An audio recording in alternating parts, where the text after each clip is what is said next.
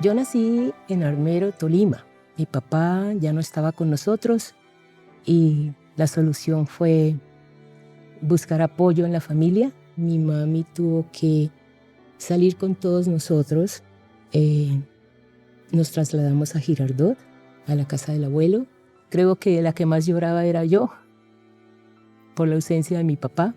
Vivíamos 16 en esa casa. La casa era muy grande, pero tenía un patio 3 veces más grande que la misma casa. Habían unos 2 árboles de almendros gigantescos, caían muchas hojas y muchas almendras. Fue una infancia feliz, yo creo, porque uno no sabe si tiene, si lo que no tiene no le hace falta porque tampoco lo conoce. Entonces, yo fui feliz en ese tiempo. Yo empecé a leer y a leer y a leer y ese era mi recurso para estar tranquila. Y claro, empezamos con las historias de Luisa May Alcott, ¿no? Mujercitas, hombrecitos, los hombrecitos se casan, Juventud de los 8 primos. Mis hermanos se quedaban jugando afuera en el recreo con los compañeros, pero yo siempre me iba a la biblioteca. Mi mamá era profesora, manejaba la biblioteca. Y mi tía era la subdirectora. El colegio realmente fue mi segunda casa. Nos dieron orientación vocacional y siempre me dijeron en los resultados fue que usted no, ¿para qué va a estudiar idiomas? Eso lo aprende después en cualquier parte. Yo quería estudiar cómo nacían las lenguas, cómo se formaban, por qué llegaba uno a hablar el lenguaje que hablaba. Y eso era la filología. Y yo quería eso y me lo ofrecía la Universidad Nacional.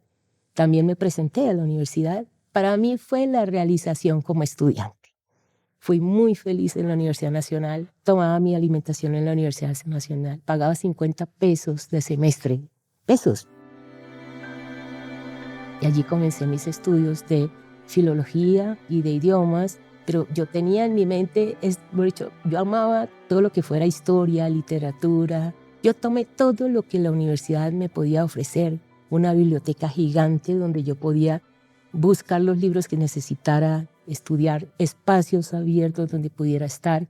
Hice muchas cosas, iba mucho a teatro, iba a los conciertos que daba gratis la Universidad Nacional. Cuando llegó el momento de tantos paros y tantas huelgas, pues yo tenía que pensar qué hacía, porque yo me bajaba a Girardot a colaborarle a mi mamá con su trabajo, pero ya no podía seguir así. Dije, bueno, hay que hacer otra cosa.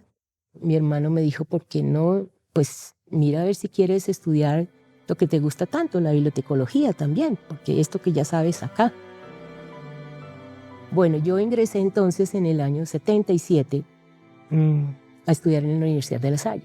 Y de pronto me preguntan, bueno, ¿y qué hizo durante todos estos 2 años en que terminó de trabajar? Entonces yo ya les dije, no, yo me matriculé en la Universidad Nacional. Estoy estudiando tal cosa y esto. Entonces me dijeron, no la podemos recibir. Total que me pusieron matrícula condicional para que yo pudiera entrar a la universidad. Y mientras tanto, yo seguía estudiando en la Universidad Nacional en el día y en la noche iba a estudiar en la Universidad de La Salle. Ya terminé en el año 80 y en el 81 ya empecé mis trabajos de grado tanto de la Universidad Nacional como de la Universidad de La Salle. Estando en ese ejercicio, en La Salle me llamaron y me dijeron, usted no puede seguir con el trabajo de grado. Dije, ya no lucho más, yo ya no voy a vivir de esto, yo no quiero trabajar en esto y ya, y no quiero volver por esta universidad. Qué pesar que lo diga, pero así fue lo que pensé en ese momento. Y mientras tanto yo daba clases en colegios o clases particulares de inglés y de francés. Un día recibí una llamada de una de las compañeras que estudiaba conmigo en La Salle, bibliotecología. Hay una oportunidad, si te interesa, donde ella trabajaba, para hacer traducciones, tanto de inglés como de francés. La oficina se llamaba Grupo Latinoamericano de Rehabilitación Profesional, GLARP. Era la oficina central de ese grupo y, como dice latinoamericano, tenía 27 países miembros. Eran todos temas del área de la salud. El centro de documentación se especializaba en conseguir las conferencias y de los congresos que había en el tema de la salud. Entonces, pues era algo muy técnico también, pero me encantó ese trabajo. En la oficina donde trabajaba haciendo las traducciones, tuve una oportunidad única, que nunca pensé que me pudiera pasar. Hice mi primer viaje a los Estados Unidos para hacer un curso, taller de experiencias de personas que trabajaban en estas entidades, que trabajaban con personas discapacitadas, para que contaran. Estuvimos 3 meses, conocí la Biblioteca del Congreso, nos llevaron a diferentes partes, escuchamos todas las experiencias valiosísimas de cada uno. Para mí eso era una cosa fantástica. Y aprender cómo... Aprender, uno no puede aprender en tan poquito tiempo semejante. Yo pensaba, ¿cómo hacen para enseñar a estas personas? Eso es una parte de la historia que recuerdo con mucho agradecimiento a la oficina que me dio la oportunidad de viajar y conocer estas experiencias. Un día pasé a pagar la cuota del apartamento y pasé a pagarla en la Caja Social de Ahorros, que era el lugar que me quedaba más cerca. Me quedé como desprogramada porque mis niños estaban en el colegio. Y dije, bueno, voy a dar una vuelta, y no sé por qué impulso crucé la carrera 7ª y yo entré, como entrar Pedro por su casa. La puerta estaba abierta, las oficinas estaban abiertas, hasta que al fondo, en la última oficina, salió un señor y me dijo, señora, ¿qué se le ofrece? Vengo a hablar con el director. ¿Qué más le iba a decir? Yo no tenía ningún argumento porque pues... ¿Y tiene cita con él? No, no tengo cita. Traté de hacer conversación con el señor y realmente pues se portó muy bien. Y le dije, bueno, hágame un favor, ¿usted me puede decir cómo se llama? Él me dio el nombre, ¿usted me lo puede escribir? ¿Cómo es? Y me dijo, bueno, pues él es bajito, delgadito, medio calvito, morenito, con gafas, tiene las orejas grandes y ya, no le voy a decir más. Y dije, bueno, muchas gracias. Y me fui. Y yo voy pasando y voy acercándome a la cafetería y veo venir un personaje igualito. Le dije, Moisés, ¿cómo estás? Buenas tardes. Y él se quedó mirándome como sorprendido, pues claro. Me dice, ¿yo te conozco? Le dije, no, no, pero yo soy fulana de tal y si es posible, ¿me regalas unos minutos? Me dijo, sí, claro, y vamos. Y entonces me llevó a su oficina. Esos minutos fueron 1 hora en donde conversamos de todo, y entonces me preguntó qué hacía y por qué había entrado a la universidad ahí. Entonces esa historia le llamó la atención y empezó a hacerme preguntas y me dijo, no, mira, vamos a hacer una cosa. Tú me dices que ya te graduaste de la Universidad Nacional, que tienes tu diploma y todos tus papeles, tienes tus notas. Hagamos una cosa, tráeme todos los documentos y yo te homologo las materias. Le dije, no, es que yo no, ni siquiera he pensado estudiar, ¿no? Yo sencillamente no sé por qué razón ingresé aquí al campus y pues la única justificación que tenía era preguntar por el departamento de bibliotecología. Pero es que lo que tú sabes y como eres y como te estoy escuchando, yo creo que podemos hacer un buen equipo de trabajo. Y lo que tú sabes lo puedes enseñar acá también. Pero fue tan insistente y tan amable que yo me sentí muy comprometida. Yo le dije, bueno, Moisés, yo porque tú has sido muy especial, sin conocerme, me has dado la oportunidad. Entonces yo voy a hacer el ejercicio, voy a ir hasta la casa, pero yo no tengo ni idea de dónde está la documentación. Me dijo, no importa, ve y yo te espero acá porque hoy es el último día de inscripciones. Pero si yo no estoy acá a las 3 o 3:30 de la tarde, yo ya no vengo. Quiere decir que yo no encontré los documentos. Y llegué y encontré todo. Ya habían pasado años en donde yo ni siquiera había vuelto a mirar ni mi diploma de la Universidad Nacional, ni el acta de grado, ni las sábanas de notas. En esa época se llamaba sábanas de notas. Me vine de una vez con esto y yo vivía cerca relativamente. Y él me recibió, eran las 3 pasadas. Le encantó pues ver lo que le podían ofrecer, no solamente de mis calificaciones, y me homologó todo lo que pudo en ese momento, ¿no?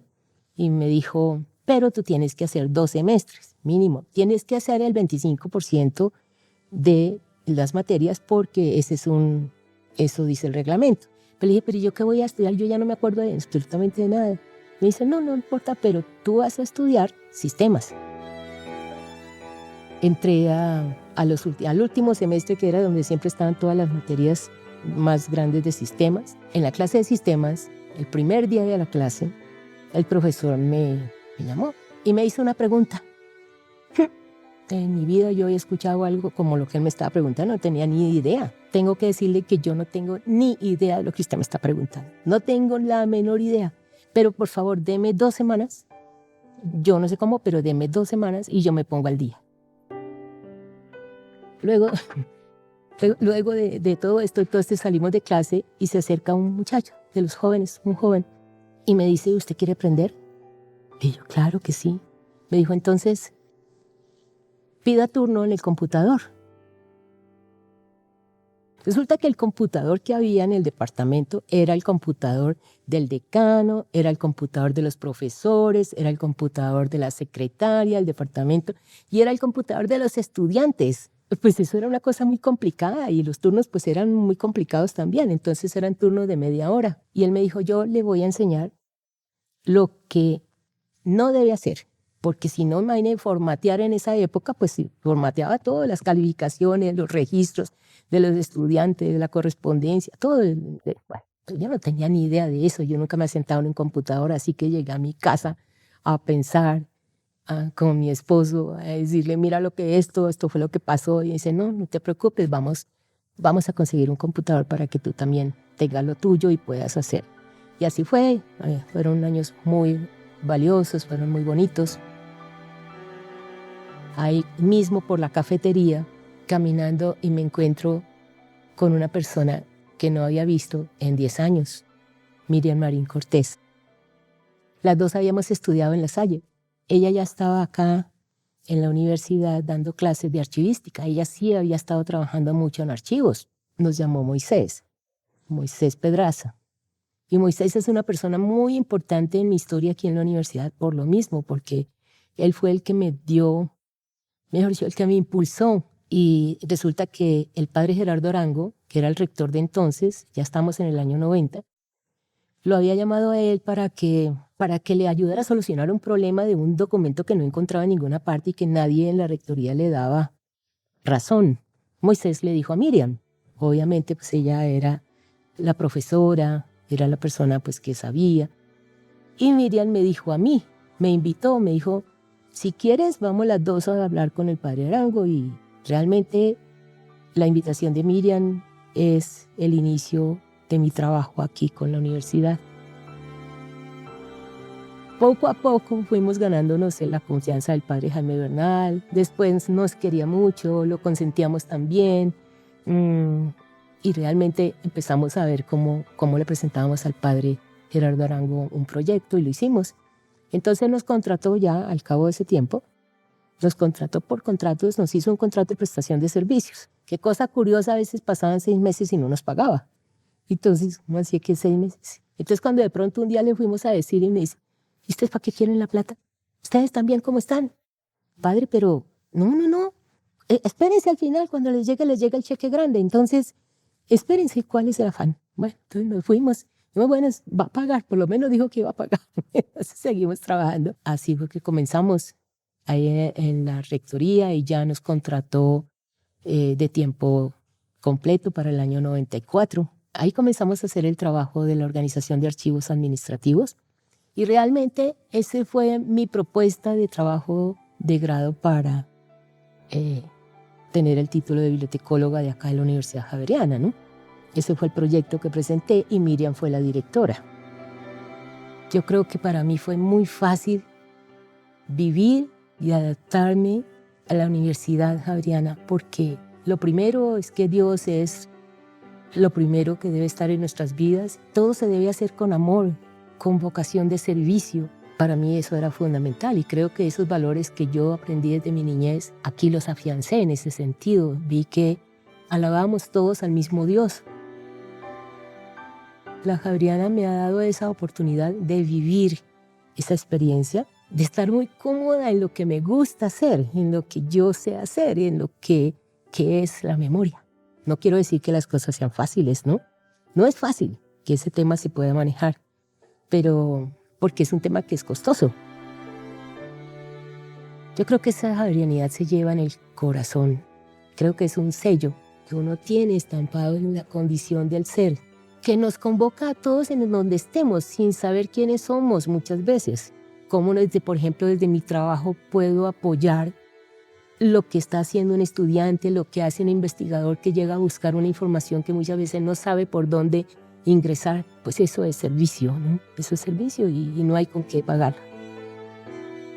Ahora no tengo todo el tiempo del mundo para leer, pero si hay algo que me apasiona es sentarme en mi lugar de la biblioteca personal, la biblioteca de mi casa, abrir mis libros, volver a ver o buscar detalles. Yo escribo cada vez que estoy leyendo algo, tomo mis notas por separado. Cada vez que planeamos un viaje con mis hijos o con mi hija o donde mis hijos aparte o que yo vaya sola, siempre estoy leyendo sobre los lugares a donde vamos. Cuando fui la primera vez a Londres, mi hija ya sabía cómo ella estaba viviendo allá, haciendo su maestría.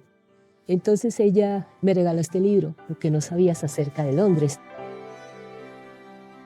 Entonces, un programa que amo profundamente. Lo amo y lo amamos en el archivo.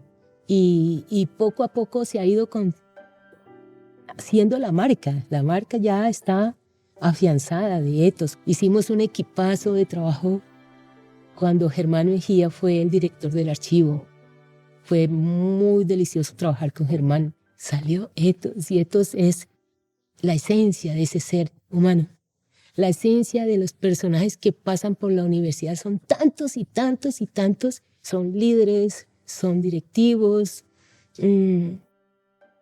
son jesuitas, son estudiantes, son los egresados. Todos somos un mundo. Cada uno tiene su propio mundo.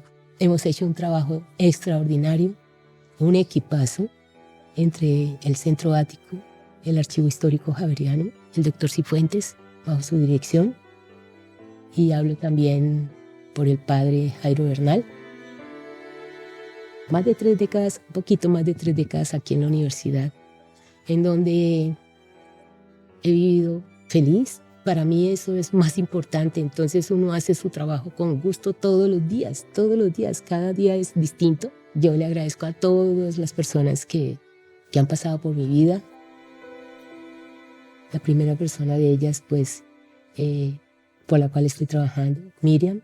Moisés, vuelvo y lo nombro porque fue clave en el ingreso, la persona que Dios puso ahí para que me recibiera o me impulsara a ingresar a la universidad. El padre Arango, el padre Remolina. Yo me siento muy orgullosa de ser javeriana, de haber ingresado, de haber seguido la oportunidad que Dios me dio.